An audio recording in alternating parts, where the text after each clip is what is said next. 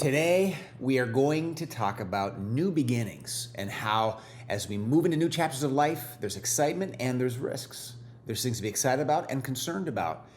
And we have to learn how to have realistic expectations of others and of ourselves, especially at new junctures of life, like the start of school, start of a new job. I'm Pastor Matt Anderson, and this is Worship Anywhere.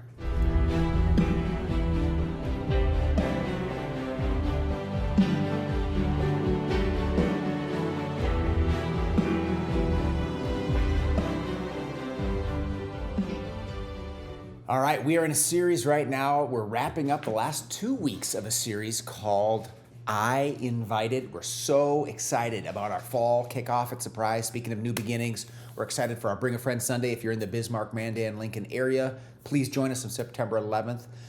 If you're at a distance, we hope to encourage you to start a campfire group. That would be a group wherever you live that watches our messages together, talks about our discussion questions. Go to surprisechurch.com/campfire if you're interested to learn more about that. Otherwise, also just follow the text prompts at the bottom of the screen to get our app, get connected at Surprise. We'd love to help walk forward with you one step today, wherever you're watching from.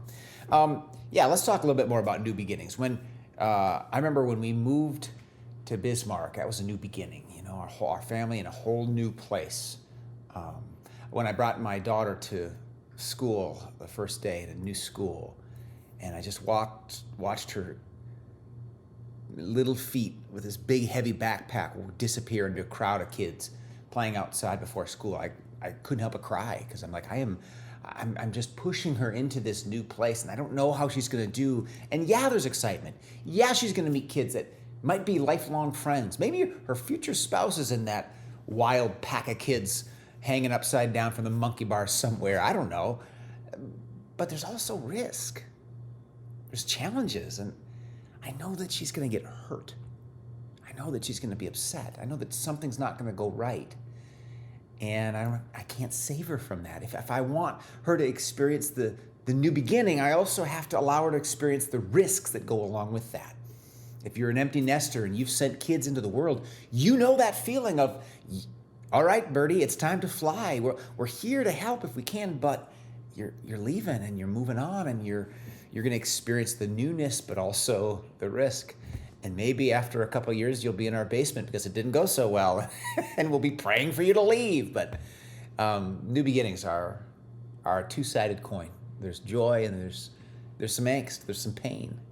At the start of the school year, we're looking at those same sorts of things as we send our kids and we send our parents into new jobs possibly, or if you're in a new city, if you're a teacher starting a new year, if you're in an athletics situation, you're starting a new season. If you're cheering for the Vikings, there's mostly just risks. But we're hoping this year's our year, as always. If you're a Bison fan, you're probably almost already planning your trip to Frisco. You're not too worried about it as a Bison fan, so it's a little easier. It's just easier. I'm from Minnesota. Cheering for the Bison is way easier than cheering for the Minnesota Vikings. It's almost not even a sport. It's like betting on the horse that's already won, But as we look at new beginnings, I want to go back in the Bible to look at a new beginning that really is an important scripture passage that informs how we approach new seasons of life. And so if you're at a place right now where you're at that boundary line, you're standing on the edge of something, and you're yourself looking to move in, or if someone you care about is heading into that new season, maybe it's retirement. It might be, wow, this is a whole new frontier, and I'm excited about it, but I'm also like, ooh, this could be a little dicey for a while. Let's take a look at a scripture from the Old Testament book of Joshua. The context here is this. Let's check this map out. This is a picture. I don't know where they got this picture. I found it online. Joshua is giving the final challenge to Israel as they now go to settle the promised land of Israel. I thought he had a little bit of a young Willie Nelson look to him, with maybe a cross between Willie Nelson and Mick Jagger. That Joshua, I don't know.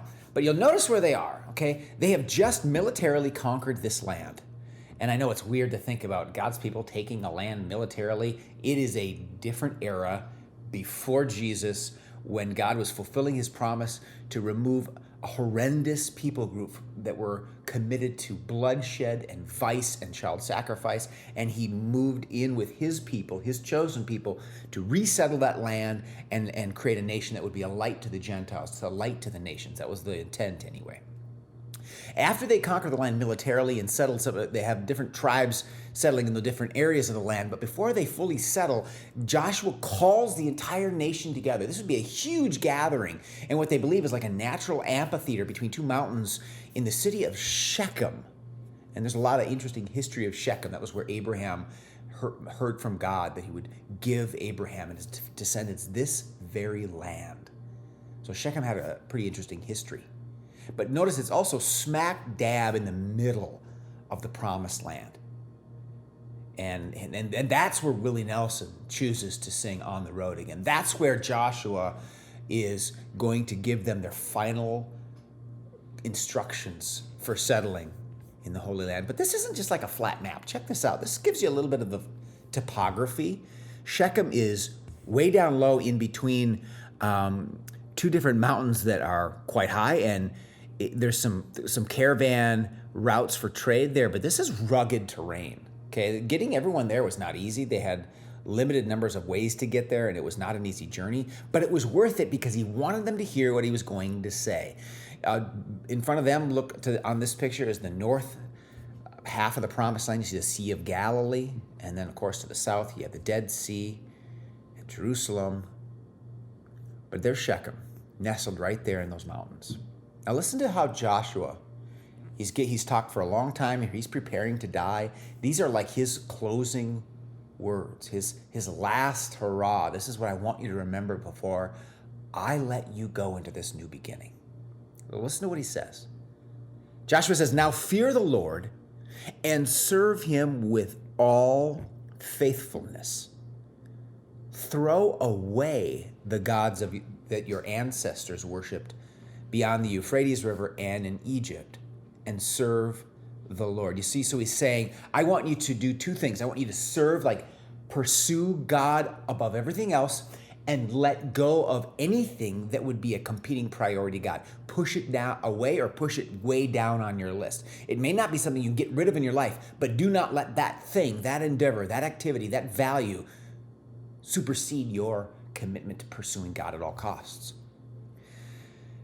But, he says, verse 15, if serving the Lord seems undesirable to you, then choose for yourselves this day whom you will serve. Choose whom you will serve, whether the God of your ancestors, the gods your ancestors served beyond the Euphrates, or the gods of the Amorites in whose land you are living. In other words, he is just simplifying the world down to two options. Now, we live in a very complicated world. You go to the grocery store and you just try to decide what cereal you want. Not only are there a billion different brands plus generic, there's different sizes. So the prices that you would have to pay also, am I getting a good deal? It's a $5.99. Now with inflation, it's $6.99, but it's also 32 ounces. The 14.5 ounce frosted mini wheats is only $2.75. But wait a minute, you do the math, which is cheaper. I go to the math aisle and I leave with math aisle. They should call the cereal aisle the math aisle. I go to the cereal/math aisle and I leave with a 2 boxes of cereal and a headache from trying to compute which is the best deal, and also looking at the nutritional labels to try to figure out 2/3 cups of sugar equals how much sugar and what my kids normally would eat, and it's complex. And that's cereal. Amplify that to every area of this complex world where there's politics, where there's relationships, where there's our physical bodies, health and medicine, where there's economic challenges, along with our personal budgets and how they fit into it.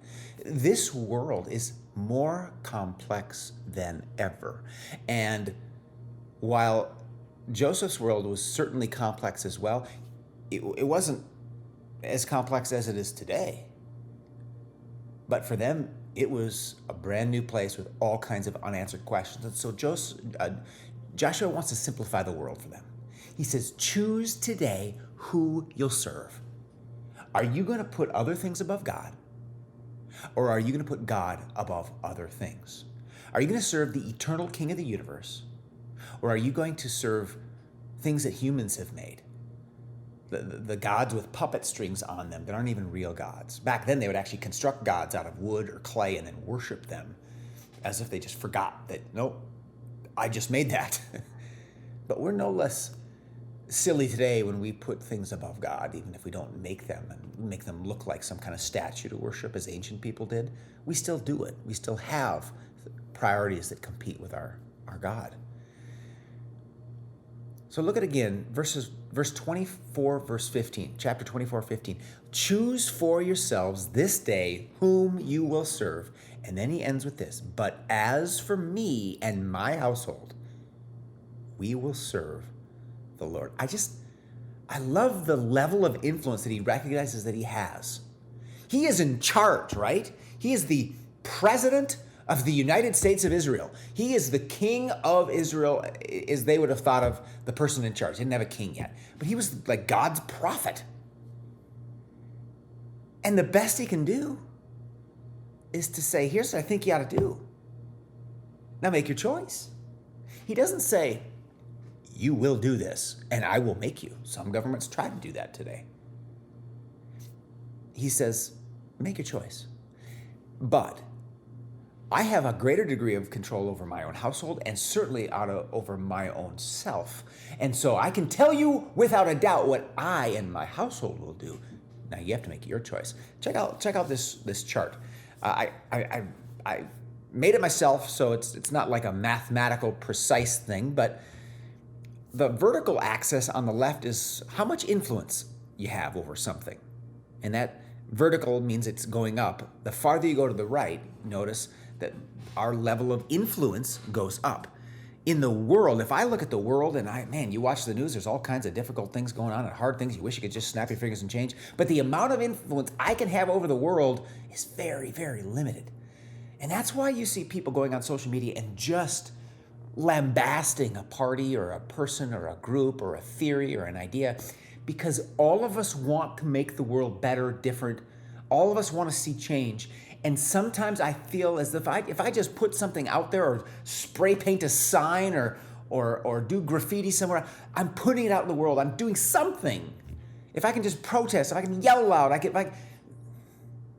but the degree to which you and I can actually affect global societal change is very, very small. Even a head of state can only change the world so much. Now, take away the world and go smaller. Go to like just other people in your life.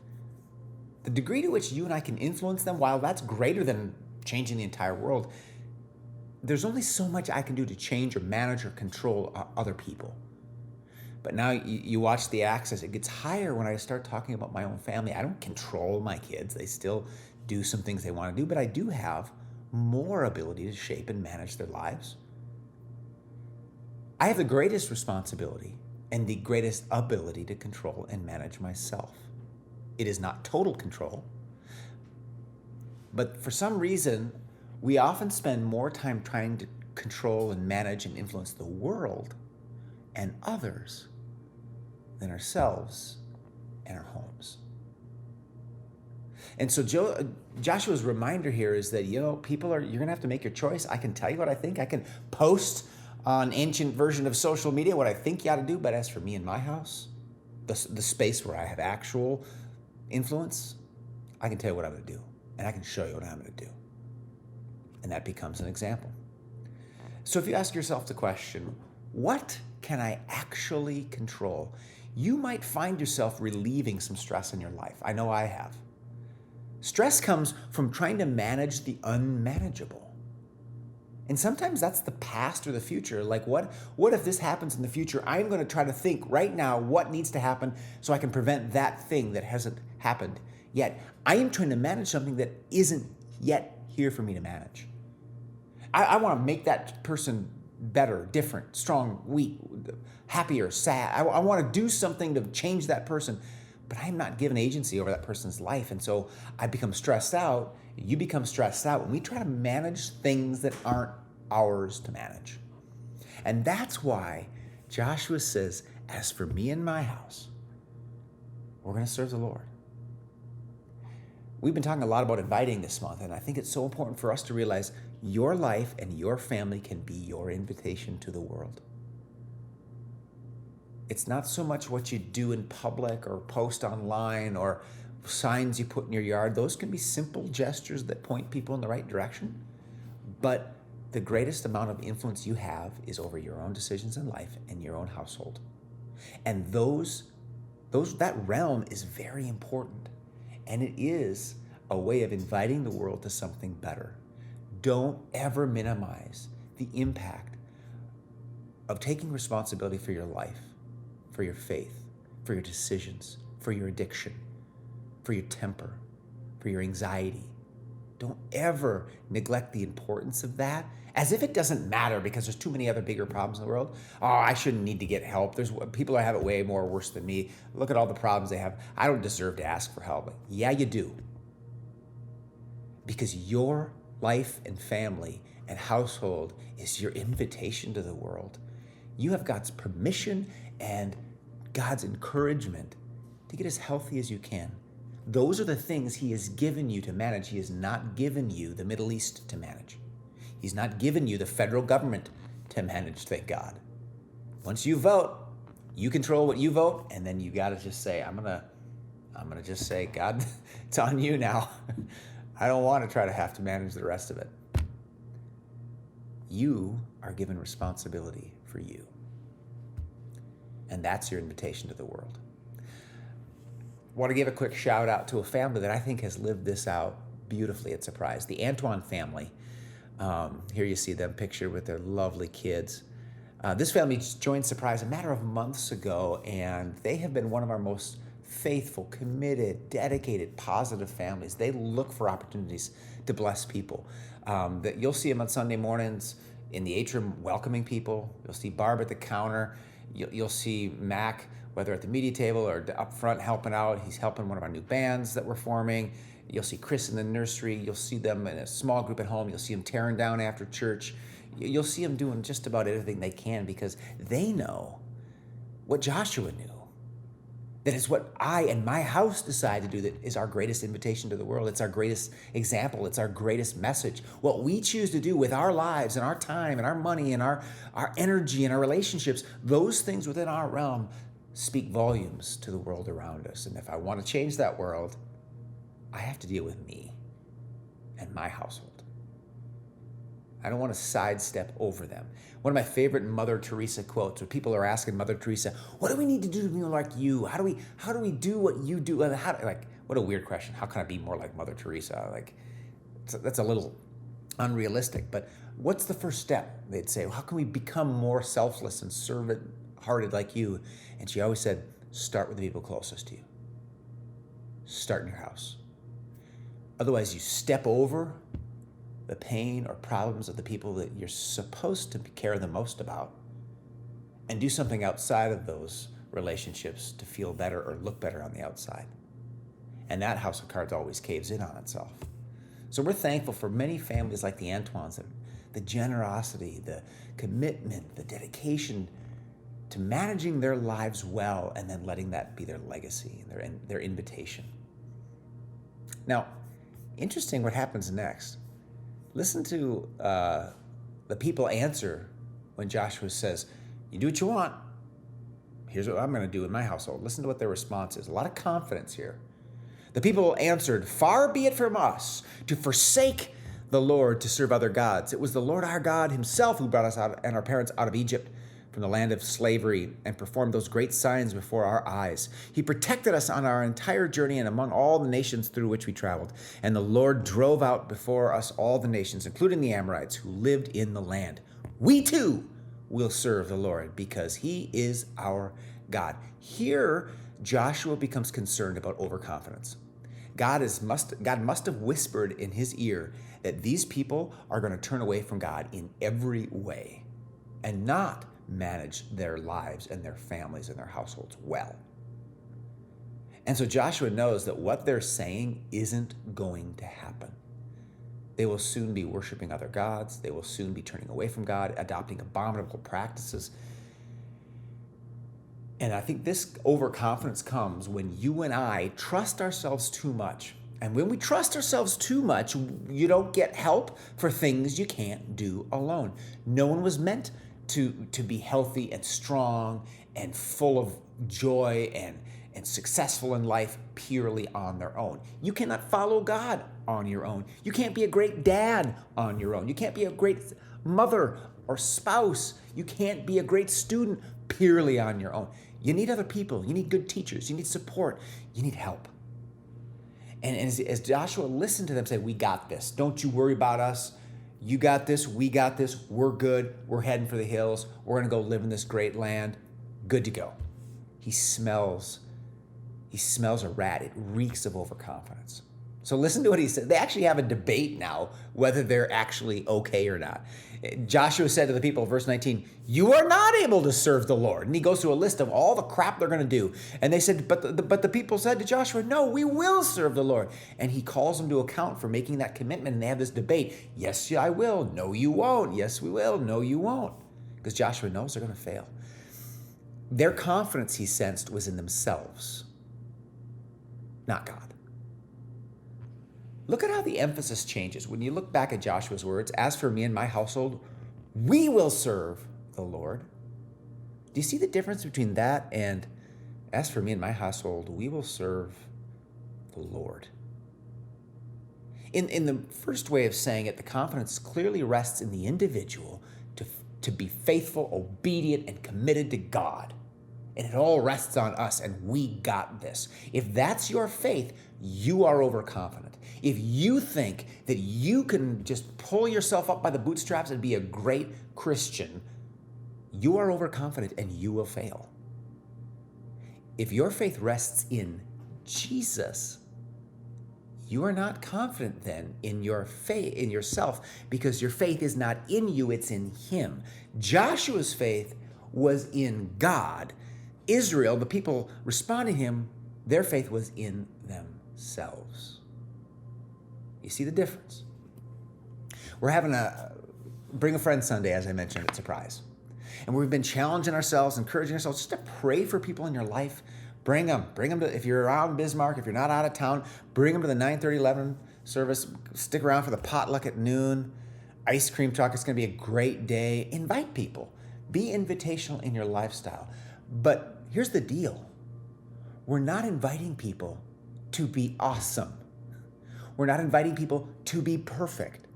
When you invite someone to Surprise, when you invite someone to coffee to talk about God and encourage them in their faith and get to know them on a deeper level, our invitation, and I just want us to be really clear about this, our invitation is an invitation for the world to rest in God. Don't encourage someone, don't invite someone to be busier for God. Invite someone to be finally at rest in God, to give up on that ill-fated battle to prove yourself and to trust in yourself, and instead, finally, give up on yourself and throw all of your chips on God's side of the table. The point isn't to fix others. The point isn't to prove myself. The point is to let God be God. You work and live around people that feel so much pressure to prove themselves, fix others, but that's not the goal. I'm going to show you a quick video of what Anne invited Kim to experience at Surprise. As you think about inviting people to rest in God, check this out.